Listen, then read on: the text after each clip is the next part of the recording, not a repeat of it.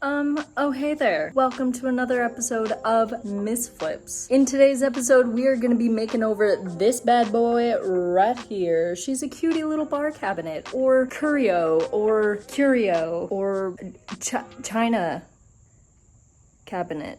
She's whatever the hell she wants to be, okay? Okay, let's get flippin'. Alrighty gang, so here is the piece that we are working on today. It is a curio, I believe is the technical term, but we are converting it into a bar cabinet for a client of mine. It's honestly in pretty rough shape, and the more I looked at this piece, the worse it got. The veneer was so unbelievably damaged. The foundation of the piece was really wobbly as well. It was filthy. It was just a hot mess. So instead of repairing the veneer, I decided just to remove it. I thought it would be an easier process than trying to puzzle piece all of these different pieces of veneer on there. So we're gonna go in with a heat gun and remove it that way. In these types of situations where you're looking at removing either paint or veneer like this, the heat gun is super good because not only does it help bubble up the paint and remove it, but also for veneer, it helps melt the glue and get the glue back to its pliable, elastic state so that the veneer is really easy to peel off.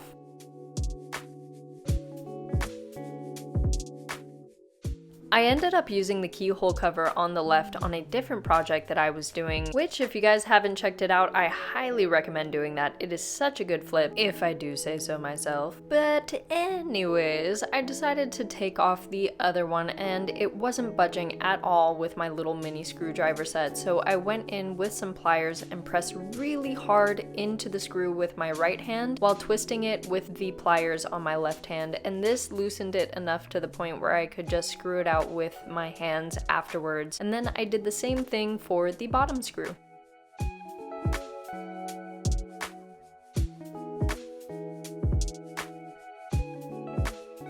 And once everything was taken off that I didn't want to be on the piece anymore, I went into cleaning, and you know me, I love my eco-friendly, so I went in with just some plain old vinegar and water.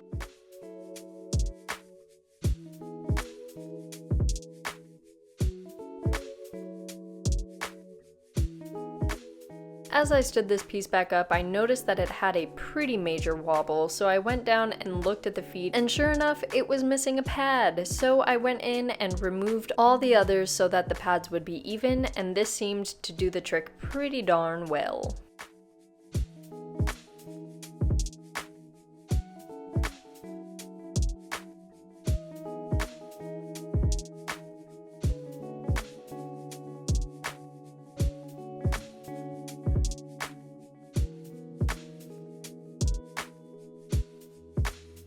When fixing veneer like this, typically I would prefer to remove this entire piece and then glue it back on. That way I don't have to worry about any more of the adhesive failing and any part of the veneer coming back off. However, with this piece, the veneer was so fragile that even when I tried to pull it off a little bit, I heard it cracking and I just didn't want to risk breaking it. So I went in there with my glue syringe and got some glue all up in there and then clamped it down for, I think, like 24 hours, maybe like 16. I don't know, just do it till it's dry.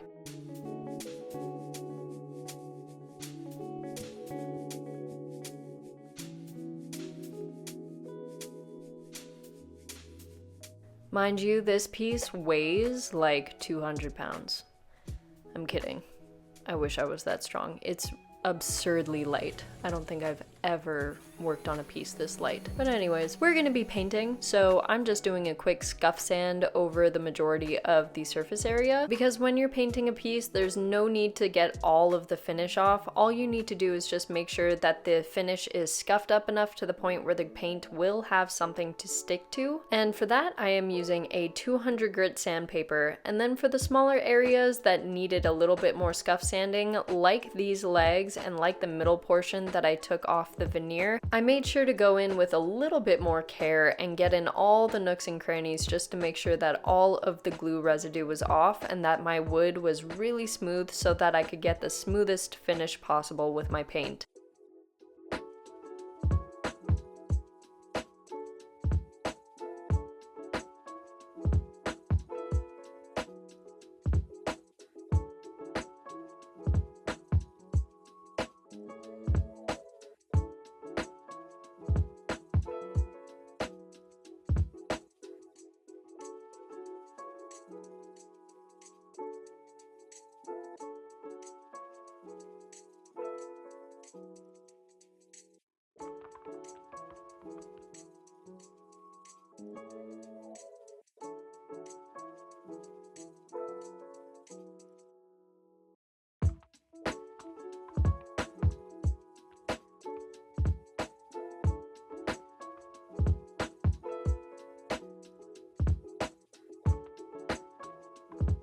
Once everything was all prepped and ready to go, it was finally time for me to try, for the very first time, DIY paint. It only has 9 ingredients, and you guys know that I love my eco-friendly paints, so I decided to give it a try. And I'm watering it down a little bit just by dipping my paintbrush in some water and then dipping it into the paint. And I did this because I know that chalk paint is naturally really thick, so I knew I was gonna need to water it down at least some in order to get a really smooth finish. However, if I were to do this again, I definitely would have put the water into the paint and mixed it properly instead of just dipping my paintbrush into it, and that way I would be able to control the consistency a little bit more.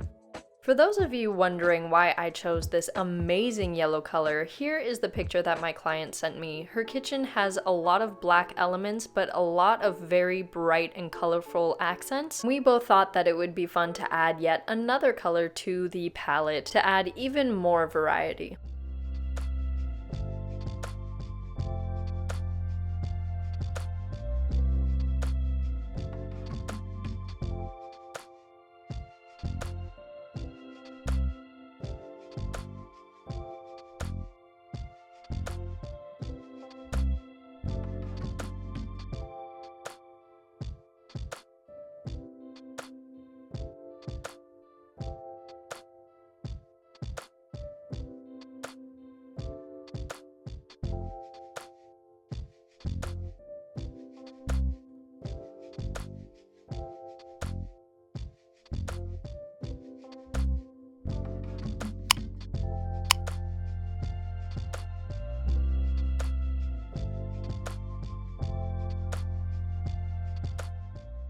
Unfortunately, we got bleed through, ladies and gentlemen. This is surprisingly my first time ever dealing with this, so this is my first time ever working with shellac. I gotta say, I'm not a fan. And I feel like I don't want to say this because, you know, obviously this is my first time working with DIY paint, but I feel like with a brand like Melange, I never dealt with bleed through, and I feel like I've definitely worked on pieces that have had bleed through or should have had bleed through, but I just didn't have that problem with that brand. And I didn't know this at the time, but this is a very artisanal paint. It is usually used for things like blending or textural stuff, and I wasn't aware of this. I was just like, oh, an eco-friendly paint, I'm so excited. And I decided to try it out, but in the future I probably would only use this for very specific pieces and not necessarily for every piece that I want to do, especially for pieces that I want more of a smooth finish on. For the locks, my client and I actually decided to go without them because we didn't have a matching key to unlock the cabinet, and without a key, it is actually really hard to open. So we decided to just seal them up and put in some new hardware. And I did this just by removing the locks on the back and then filling it up with some wood filler, as you can see here. And I did, honestly, probably one of the messiest jobs I have ever done. I couldn't find my smaller mud putty thing, so I was stuck with this big one and I had to manage with that, and it just was going awry. But anyways, we got her done.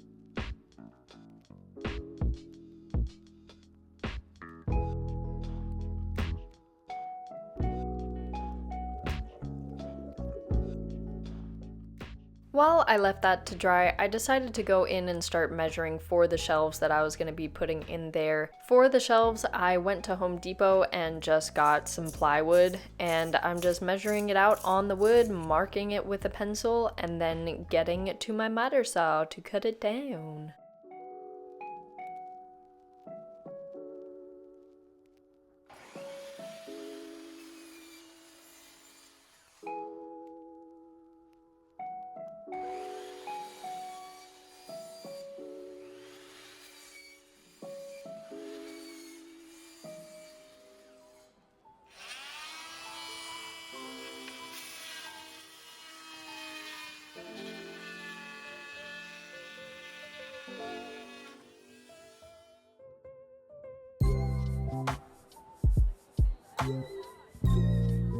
With your wood that you get from Home Depot or Lowe's or whatever hardware store you get it from, you definitely want to sand it down before you work with it. So I went in there with a 400 grit and just made sure to get all of my edges nice and soft and make sure that everything was very smooth.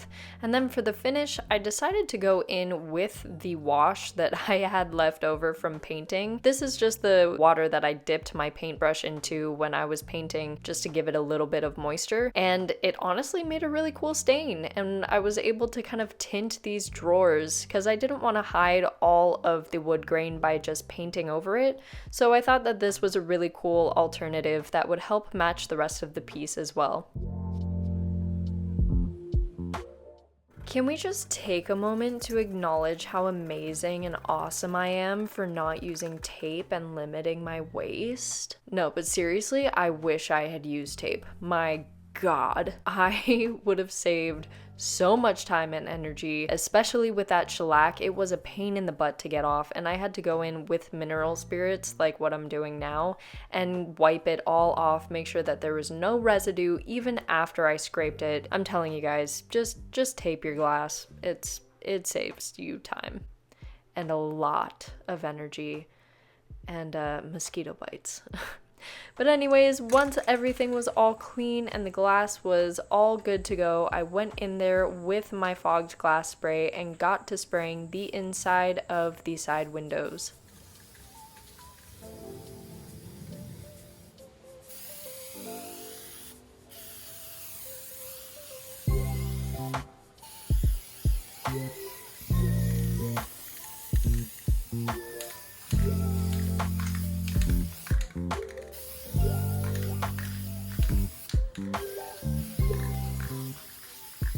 If you guys are liking this video and would like another way to support Missflips, make sure to go check out my membership program. All you have to do is go to my profile and click the join button, and then you can check out all the awesome benefits that I have for you guys. Speaking of which, thank you to all of my current members. You guys are amazing. Thank you for helping me make this content for you. If you don't think a membership program is something for you, my description is also chock full of awesome ways that you can help support.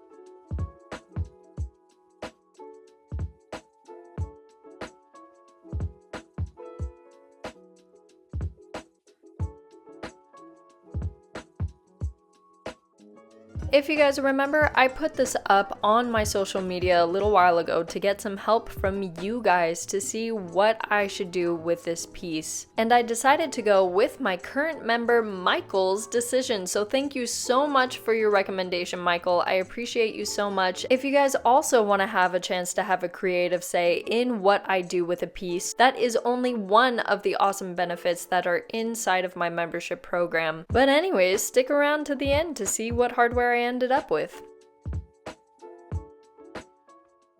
Can I just say, I thought I was a pure genius for coming up with this when I thought about it. I taped around the place that I was going to be spray painting and then cut the shape out of a piece of paper and then went in there and stuck the tape back on to create kind of like a template that I could just like put around the hardware, and I thought that it would work perfectly and beautifully and not get any sort of leakage at all. But this spray paint, I don't like it. It had so much pressure and so much paint came out with every press of the button thing, and I didn't like it.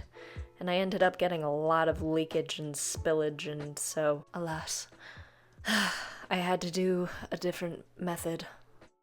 Honestly, it wasn't that big of a deal. I just went in there and taped around all of the hinges, and then that way when I went in with my template, it didn't leak onto the piece itself, but it leaked onto the tape, and that actually worked really well, and I was able to get all of the hinges nice and black looking.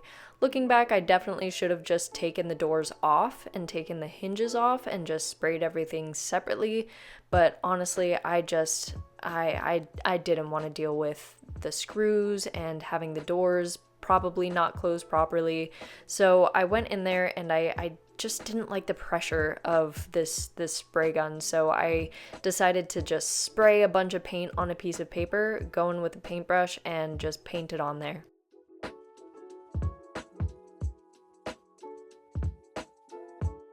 You know, guys, I realized that I thought I was being smart throughout this entire process, but I was just trying to cut corners and be smart about things when I just should have taken the time and just looked it up, done it right, and not done this. I figured since this was a water-based top coat, I needed to spray it on because this is chalk paint, so water is going to reactivate the paint, and I didn't want it to smear everywhere, so I thought that spraying it would be a good alternative. But I didn't think about the fact that this specific chalk paint dries very specifically, and if you don't get complete, full coverage, even coverage everywhere, it is gonna turn out splotchy, which is exactly what happened. But before that happened, this happened. Oh, guys, sometimes you gotta just laugh so you don't cry. So I was putting on top coat, the last coat of top coat, onto my piece, and I mixed up my cans because I put them right next to each other. And this happened. Yay! So once again, I went over this area with several coats of paint, and then this time I decided to roll on the top coat, hoping to get a better result, hoping that it would dry more evenly, hoping that I wouldn't get this weird color change, but unfortunately it still happened. And this is where I get into my main part of the review. Chalk paint is great. DIY paint is great. I'm not saying that it isn't, I'm saying that it isn't the paint for every project. And it does take a lot of getting used to. For me, I've used other chalk paints before, but DIY paint is different, and because it is so eco-friendly, because it does have a limited amount of ingredients in it, it doesn't behave like your average paint, so it definitely has a learning curve to it. Looking back, I definitely should have researched it a little bit more, and I probably wouldn't have used it for this specific piece, but since I did, learn from my mistakes. Just don't use a water-based top coat. is essentially, I guess, the lesson here. I definitely should have known better and should have used a wax top coat, which I am going to do in the future. I am going to put an entire new coat of paint onto this piece again, and then I'm gonna go back and do wax on top of that. But until then, enjoy some, you know, some tape peeling off of stuff.